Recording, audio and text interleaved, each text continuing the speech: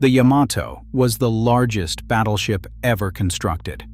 72,000 tons of Japanese steel carrying 9 18-inch guns, the biggest naval rifles ever mounted on a warship. Each gun fired a shell weighing 3,200 pounds to a range of 26 miles. A single broadside from the Yamato could obliterate anything afloat. The USS Johnston was a Fletcher-class destroyer. 2,050 tons. Her heaviest weapons were 5-inch guns firing a 54-pound shell about 7 miles. She was built to escort convoys and hunt submarines. In a straight fight against a battleship, a Fletcher-class destroyer had roughly the same odds as a rowboat picking a fight with a freight train.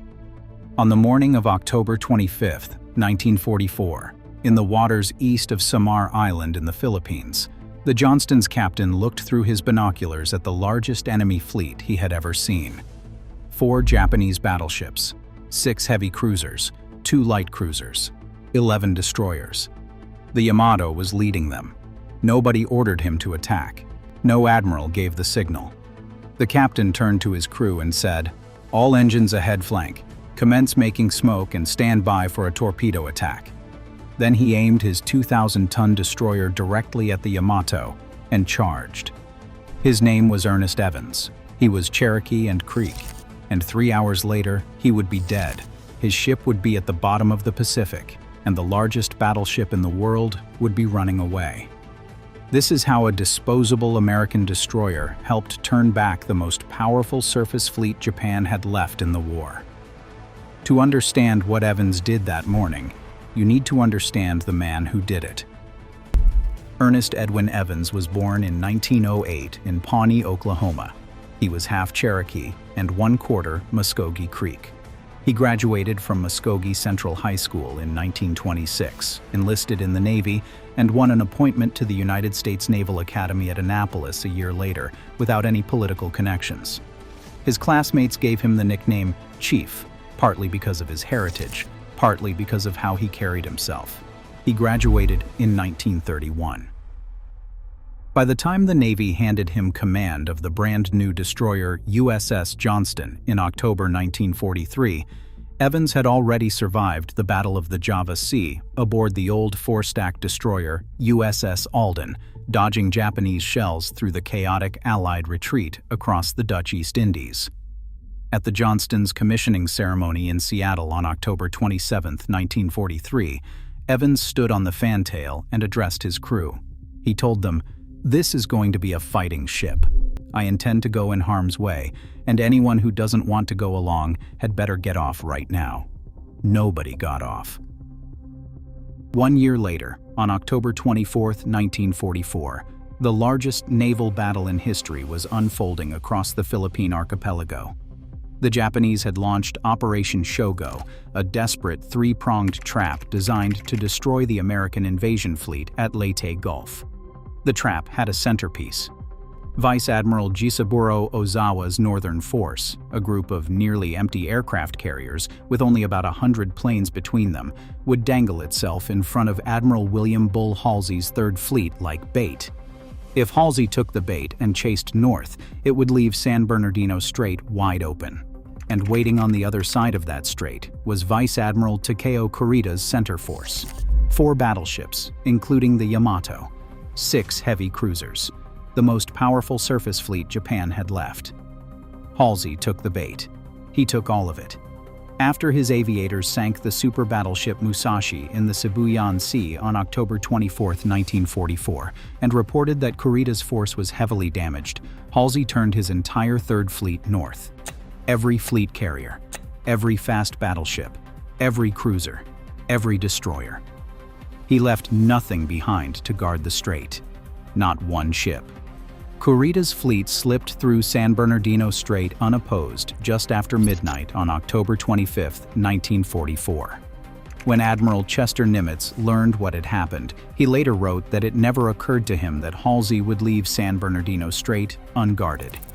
The only thing standing between Kurita's battleships and 100,000 American soldiers on the invasion beaches at Leyte was a small group of escort carriers and their screens known by their radio call sign as Taffy 3.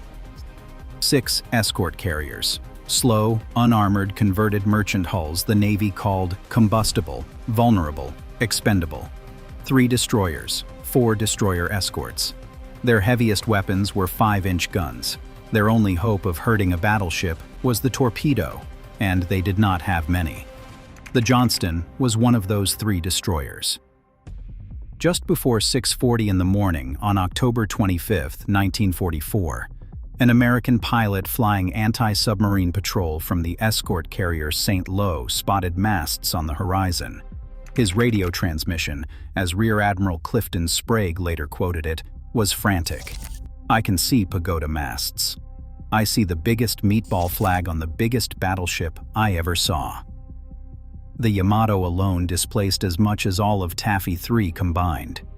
Just before 7, the Yamato opened fire from 35,000 yards. Massive 18-inch shells, each dyed a different color so the Japanese could track which ship's salvos were which, began straddling the escort carrier White Plains. Columns of red, green, yellow, and blue water erupted around the American ships. Sprague ordered his carriers to turn east into the wind and launch every plane they had. Most were loaded with depth charges and anti-personnel bombs meant for ground support. It did not matter. He needed them in the air. The Johnston was at the rear of the formation, closest to the enemy. Evans did not wait for orders. He turned his ship directly toward the Japanese battle line and went to flank speed. His gunnery officer, Lieutenant Robert Hagen, watched from the fire control director above the bridge. He later wrote that he could see Evans from his station, and he could swear the man's heart was grinning as he went into battle. The Johnston zigzagged through salvos of 8-inch shell fire, closing the range. At 18,000 yards, Hagen opened up with the 5-inch guns, pouring over 200 rounds into the heavy cruiser Kumano. Then Evans gave the order to fire torpedoes. All 10 Mark 15 torpedoes ran hot, straight, and normal. One struck the Kumano and blew her bow clean off, knocking her out of the battle. The heavy cruiser Suzuya dropped out of formation to assist. A 2,000-ton destroyer had just crippled a 13,000-ton heavy cruiser. Then the Yamato found them.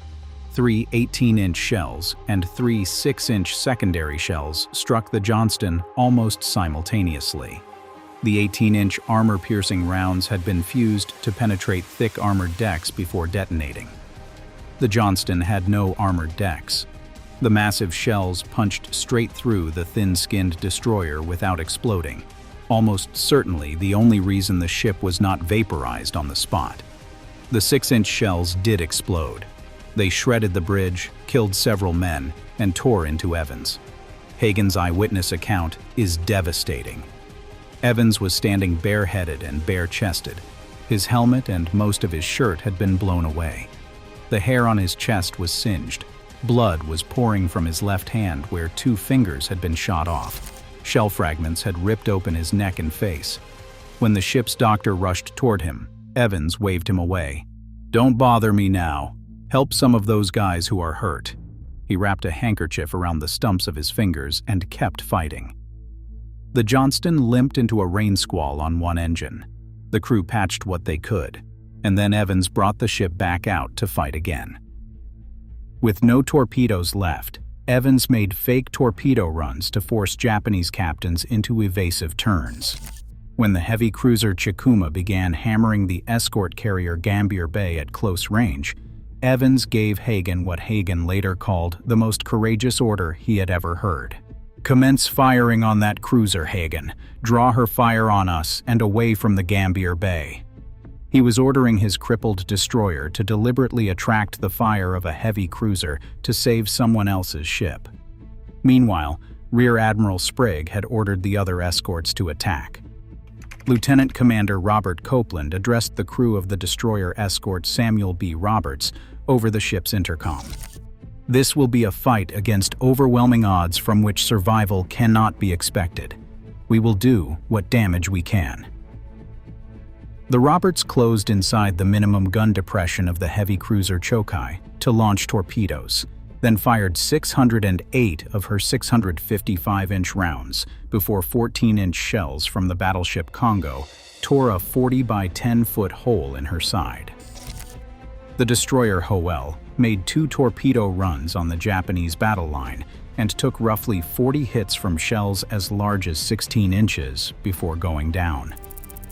Of 339 men aboard the Hoel, 253 were killed. Back aboard the Johnston, the bridge became untenable. Evans was forced aft, where he stood on the fantail and yelled steering orders through an open hatch to sailors turning the rudder by hand. When a column of 4 Japanese destroyers led by the light cruiser Yahagi maneuvered to torpedo the escort carriers, Evans turned the Johnston directly into them and opened fire. The Japanese destroyer column broke off its torpedo run. All 15 torpedoes they launched missed or detonated short. A crippled destroyer with no torpedoes, 1 engine, and a captain steering by shouting through a hole in the deck had just disrupted an entire Japanese destroyer attack. By 9:30, the Johnston was surrounded by 4 Japanese destroyers at 6,000 yards. They circled the ship, firing from every angle. Hagen's description is haunting. They made a sort of running semicircle around our ship, shooting at us like a bunch of Indians attacking a prairie schooner. At 9:45, Evans gave the order to abandon ship. He was last seen helping wounded men over the side. Minutes later, just after 10 in the morning, the Johnston rolled over and sank. Survivors in the water reported that the Japanese destroyer Yukikaze, commanded by Lieutenant Commander Masamichi Terauchi, closed to point-blank range as the Johnston went down. Her crew stood along the rails and saluted.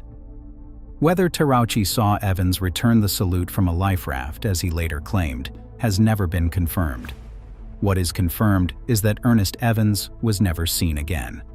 Of the Johnston's 327 officers and men, 186 died.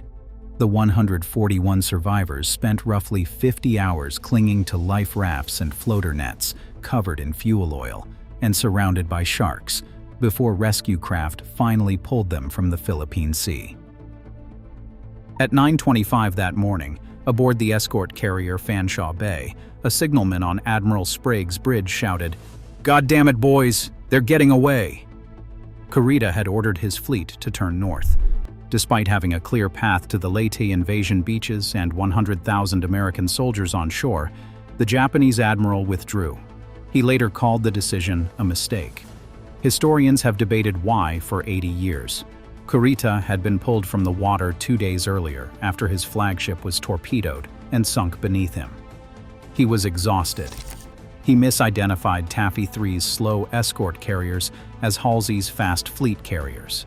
The relentless attacks from destroyers and aircraft, some making dry runs with empty bomb bays, looked from the Yamato's bridge like a major fleet engagement.